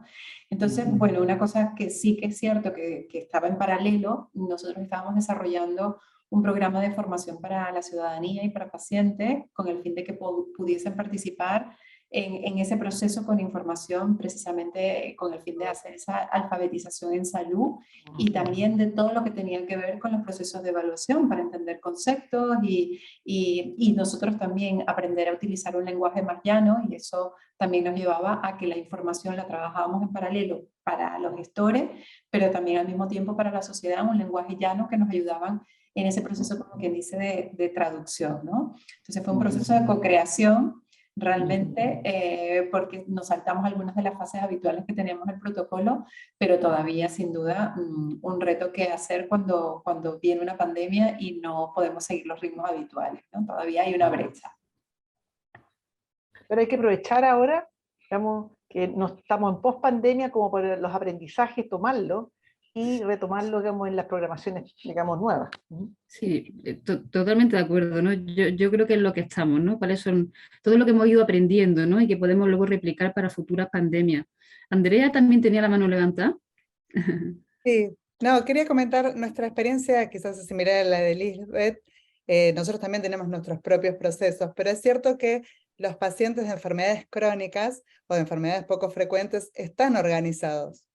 y en general es fácil convocarlos e identificarlos, ¿no? Y en este caso estábamos con algo que afectaba a la población general. Todo el mundo quería opinar sobre esto, incluso a diferencia de los pacientes que ya tienen su sociedad, que conocen su enfermedad mejor que los propios profesionales de la salud, sobre cosas que ni siquiera terminábamos de entender nadie. Entonces, la verdad que el rol de la comunicación en salud es súper importante en estos casos. Nosotros hemos llegado a hacer cosas que nunca hubiéramos hecho en otro contexto. Por ejemplo, hacer posteos en redes sociales diciendo que no hay que usar dióxido de cloro. Estábamos tan preocupados por la explosión mediática de todo el dióxido de cloro y toda la evidencia en contra de su utilización que decidimos hacer posteos en redes sociales y comunicación a medios masivos de comunicación. Entonces, creo que como mensaje es como la flexibilidad y tener siempre en la cabeza que, bueno, nuestro rol es mejorar la salud pública, y si tenemos que hacer cosas que por ahí salen de nuestros estándares habituales en momentos de crisis y de pandemia, el norte siempre debería ser, bueno, cuidar la salud poblacional. Muchas gracias, Andrea. Emilio, ¿qué opinas? Tiene el micrófono silenciado. Sí, pues quería comentar precisamente el primer punto que ha salido en esa pequeña encuesta, ¿no? Pues estimaban que lo interesante era hacer llegar a la ciudadanía pues información fiable y veraz, ¿no? Bueno, información veraz, pues eso es por una parte una cuestión técnica, el conseguir información veraz, y por otra parte una cuestión también de independencia. La información fiable es más difícil, porque lo que es fiable para mí igual no es tan fiable para el ciudadano. Entonces tenemos que proporcionar algo que sea fiable para el ciudadano. Cuando el ciudadano está recibiendo informaciones, digamos, del Estado, ¿no? Oficiales, y a lo mejor no se fía mucho o tiene que contrarrestar, es bueno que aparezcan otras informaciones que para él pueden ser veraces, y en eso quiero señalar el papel que podían tener, como se ha señalado también en el chat, ¿no? Las sociedades profesionales, colegios profesionales, es decir, que den algunas informaciones y que se vean así como algo independiente. Hay un ejemplo muy bueno, y por cierto, muchas veces que han salido estas desinformaciones, casi hemos tenido, o parecía que había la idea no escrita o no explícita de no contestarlas, ¿no? Como si al contestarlas pues se les diera más predicamento, más difusión. Pero es que algunas ya habían llegado a millones de personas y ya estaban. Yo pienso que había que contestarlas, ¿no? En eso la Asociación Española de Pediatría precisamente contestó una de estas desinformaciones con su comité asesor de vacunas sobre la vacunación de la gripe, que hubo un preprint que circuló mucho por ahí, muy desinformado, que asociaba la vacunación previa de la gripe con la aparición de COVID grave, una cosa completamente fuera de desnortada, ¿no? Y hizo un análisis muy bueno. Ese análisis a lo mejor a la ciudadanía no llega, pero llega al médico o al farmacéutico o a la persona que atiende a la ciudadanía y que ya tiene unos criterios con los que responderle cuando le viene con esa idea, ¿no? Y luego están los medios de comunicación. A mí me sorprendió el poco trato periodístico que se le dio. O sea, había muchas noticias, pero en pocos casos se convocó a un grupo de personas, de médicos, de farmacéuticos con cierta relevancia a hablar sobre ciertos temas y aclarar. Es curioso que en España pues fue precisamente el programa Cuarto Milenio, este programa de parapsicología, el que pues dio información que otros no estaban dando, y en algunos casos bien dada incluso. Me sorprendió que tuviera que ser ese programa y no fueran otros programas un poco más, con más empaque, los que hicieran eso y hicieran preguntas a profesionales de los que la ciudadanía se planteaba, ¿no? Al final igual tenemos que tirar, ¿no?, de estos programas, ¿no? Para trasladar información a la ciudadanía. Margarita, no sé si tú quieres comentar algo. Es verdad que tu tema es más de acceso, ¿no? Pero igual es sí, importante, coincido con la respuesta que dieron los participantes, debemos de empezar por generar esos espacios de llevar información confiable, de respaldo científico a la población, porque estamos en una era que la población accede a información en diferentes medios, redes sociales, de repente les aparecen muchas inquietudes y nosotros quizás no estamos aprovechando esos espacios desde la parte de tanto de las instituciones que brindan acceso como también aquellas instancias que se dedican un poco más a la evaluación de técnicas. En conclusión, creo que la interacción con los pacientes es importante tomarlo en cuenta porque son actores, parte de los actores, también estoy hablando de lo que es el ecosistema de la prestación de los servicios de salud. Aquí en el chat estaban comentando, ¿no? También que es muy importante la coparticipación de pacientes y para cuándo la evaluación de las respuestas que se dan a pacientes y el seguimiento de sus aportaciones al sistema de salud, ¿no? Aquí quizás va un poco más en torno a la involucración de los pacientes, ¿no? A la hora de la inclusión de las innovaciones. Bueno, quisiera... Sí, ay, perdón, Marcela, creo que había levantado la mano. Pero, por ejemplo, es súper interesante en uno de los estudios nuestros en que la perspectiva del usuario en salud mental, digamos, es muy positiva y no necesariamente la del profesional. Entonces, si uno se quedara solamente con la del profesional, uno diría, entonces, esto no hay que avanzar, a pesar de que la evidencia va en esta línea. Pero si uno considera, digamos, la mirada, digamos, de la población, el gobierno puede decir, aquí hay otras luces que también hay que aprender. Ahora, yo agregaría algo, una idea que dijo Víctor, que insistiría, que no solamente se requiere información, tal como lo planteó Supervivencia de calidad, sino que también un decodificador. Yo creo que en eso todos los cientistas, digamos, tenemos que tener la capacidad de conectarnos con otros, con los medios de comunicación, para decodificar esta información, porque lo contrario no llega. Y hay que mandar un mensaje a distintos niveles. Yo creo que una, digamos, de las innovaciones ha sido utilizar las redes, pero hay profesionales y expertos que podrían comunicar de mejor forma todo estos aprendizajes que la evidencia ya lo señala y que sería importante que la comunidad supiera. Eso. Lilisbeth, quería...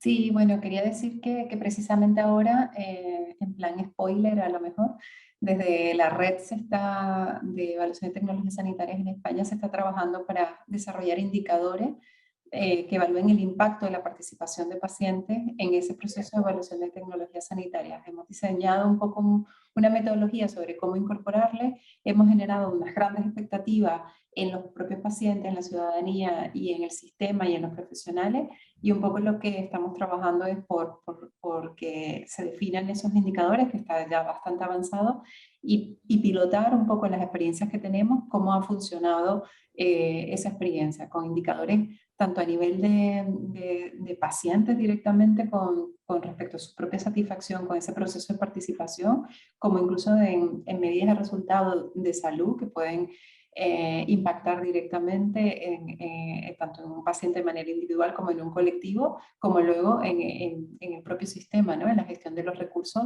muy orientada también por esa participación desde el principio de los pacientes. Entonces, bueno, creo que es una oportunidad también para no solo evaluar la efectividad, eficacia, seguridad de las intervenciones o la eficiencia, sino también incluso qué aportamos cada uno de los agentes de interés que estamos involucrados en el proceso. Que al final son los pacientes, los usuarios últimos, ¿no? Claro, efectivamente. No sé si Andrea o Emilio o Margarita, ¿queréis comentar alguna cosita más? No, capaz que la pregunta sea más específica para España, pero nosotros en Argentina hace poco, recientemente, era 1 año y medio o 2 años, que los pacientes están involucrados a nivel nacional, tanto para la generación de guías de práctica clínica, como para las evaluaciones de tecnologías sanitarias.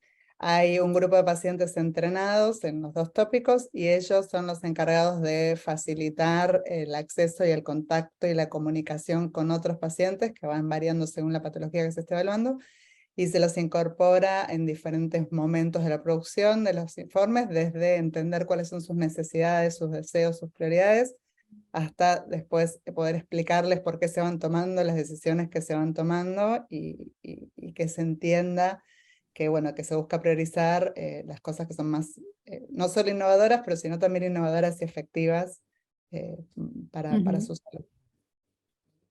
¿Emilio?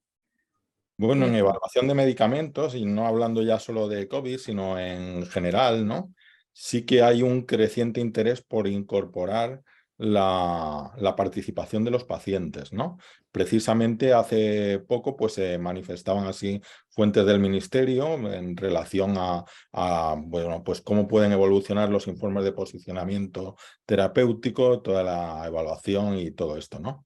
En Cataluña ya se ha realizado en el entorno, sobre todo oncológico, en la evaluación de medicamentos oncológicos, el incorporar a los pacientes, y ha sido una experiencia, por lo que me cuentan allí, bastante positiva, ¿no? Porque los pacientes pues, se dan cuenta de cuáles son las cuestiones básicas y cuáles son esos elementos clave en la evaluación de medicamentos, y además son capaces de transmitirlos a su entorno y de darles cierta fiabilidad para su entorno, ¿no? Y yo creo que es algo importante, ¿no? Y que lo vamos a ver de forma creciente, ¿no? Yo creo que también, ¿no? Al final es que eso, involucrar a los pacientes son los usuarios últimos y al final son también sus necesidades, ¿no? Las necesidades que ellos demandan a la hora de la innovación de medicamentos o otras tecnologías sanitarias. Pasando al tema también que hemos abordado, ¿no? El tema de la incertidumbre, ¿no? de la evidencia y con la necesidad de tener datos en términos de efectividad, ¿no? Datos reales, ¿no? de la práctica, ¿no? de las nuevas innovaciones que vamos incorporando. Había una pregunta en el chat que hablaba sobre si en España cómo se puede notificar por parte de los profesionales cualquier efecto adverso posible de un fármaco, vacuna, etcétera, y si se puede hacer a través del Observatorio de Seguridad del Paciente o hay algún órgano específico en relación a la COVID.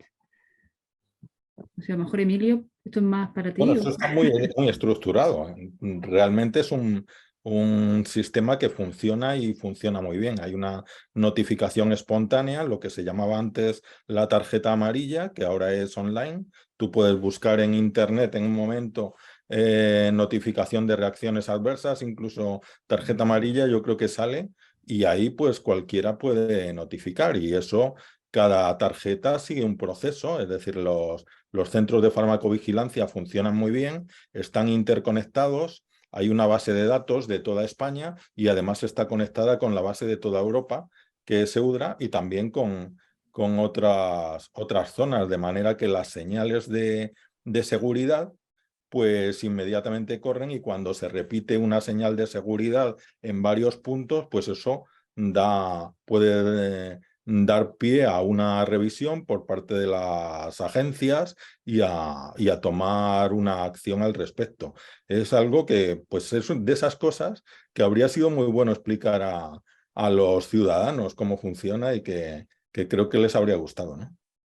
Y en cuanto a registro de efectividad, de innovaciones incorporadas dentro del sistema, ¿qué pensáis? ¿Hay? ¿No hay? ¿Pensáis sobre su utilidad?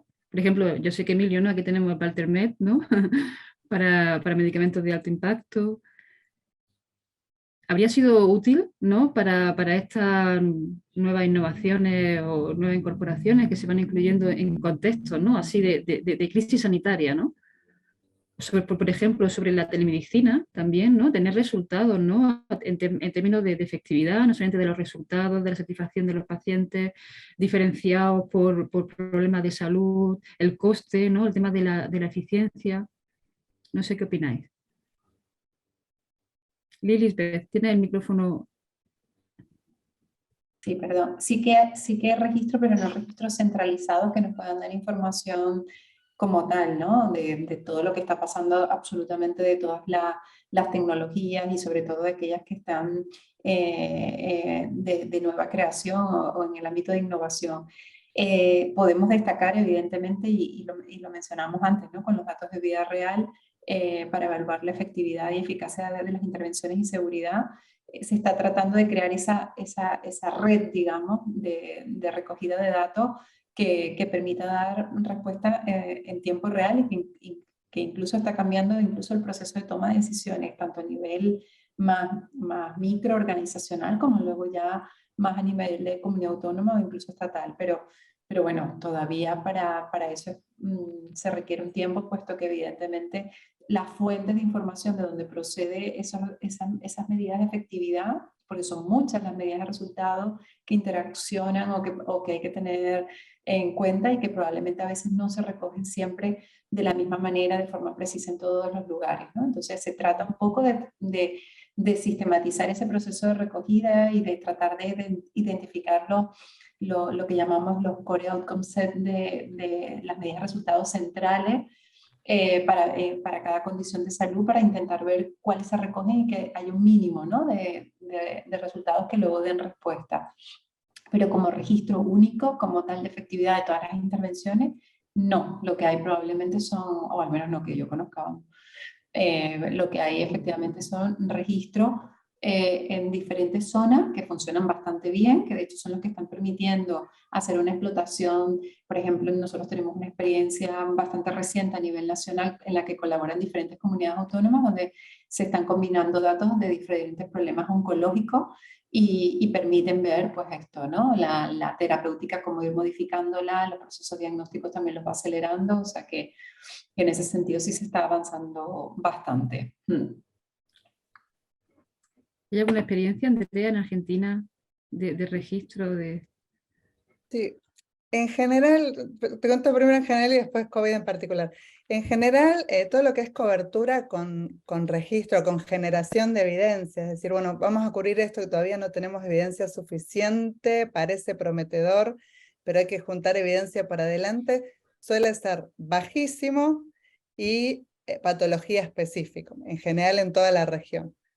Y no se suele compartir en 3 países, suele haber un montón de cuestiones relacionadas con confidencialidad de precios. La verdad que no funciona bien. Sería ideal, pero no funciona bien. Particularmente en COVID hubo muchísima heterogeneidad entre los países. En Argentina hubo algunas experiencias de cobertura con generación de información. Sobre todo porque había cosas que eran fáciles de seguir en el tiempo, como cantidad de casos o número de muertes, porque ya había un sistema de registro instaurado. Y porque las decisiones se tomaban a nivel poblacional, entonces decíamos, bueno, ahora se cubre esto para todos. Y entonces era como más fácil poder hacer, si querés, ese seguimiento. Pero en general es muy bajo el registro. Y Margarita, ¿vosotros tiráis en Comisca de registro o registros que haya colaboración con países? No, pero el momento que tenemos de registro no colaborativa es la plataforma Facerda para el tema de farmacovigilancia, y en cuanto a continuidad estamos en proceso de construcción de ese tema. Emilio, cuéntanos. Tiene el micrófono. Ahí.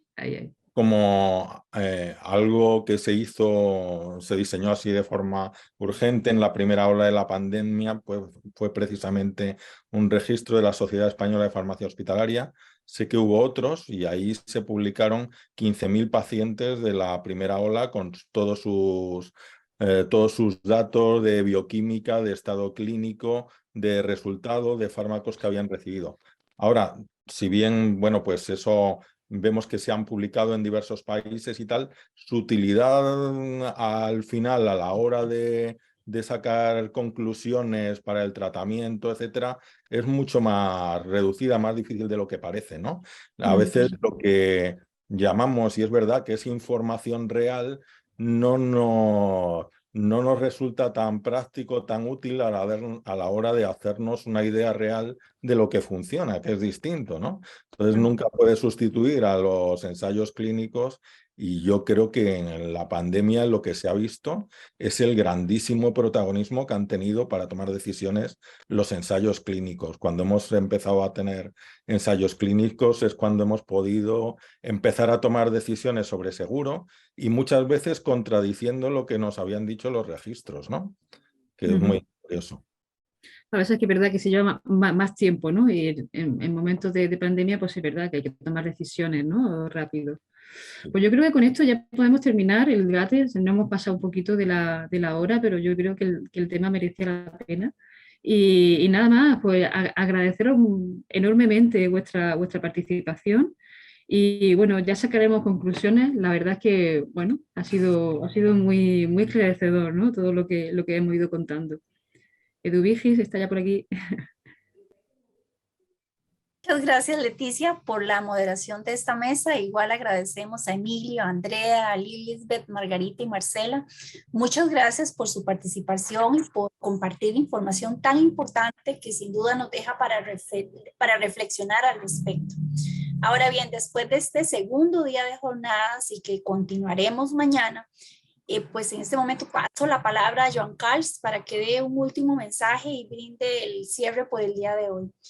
Muchas gracias y saludos a todos y todas esta mañana. En primer lugar, quería decir gran mesa, Leticia y el conjunto Emilio, Lilisbeth, Marcela, Andrea, Margarita, una gran mesa, me ha gustado muchísimo, por tanto, enhorabuena. Recordar que mañana viernes será el último día de estas segundas jornadas iberoamericanas y continuaremos con una mesa a partir de las 16 horas, hora de España. Es una cuestión de respuestas comunitarias, aspectos sociales y acción local en salud, que moderará José Estuardo Miranda Gómez. Y después de una pausa saludable, como cada día tendremos el cierre de estas segundas jornadas iberoamericanas con la presentación por parte de Jaime Jiménez Pernet y Clara Bermúdez de las lecciones aprendidas y retos para el futuro. Y también será entrega de los premios, que por tanto hay que estar hasta el final, a las 6 de la tarde, entrega de premios a la mejor comunicación científica y también a la mejor experiencia innovadora a cargo tanto de la Secretaría General de Iberoamérica de la SEGIT como del Centro de Formación de la ECIT en Uruguay. Por tanto, muchas gracias y hasta mañana. Un placer este segundo día de jornada. Gracias. Gracias, buenas tardes. Adiós, buenas tardes. Gracias, Leticia, además. Gracias, encantado. Gracias a todos y a todas. Gracias, saludos a todos.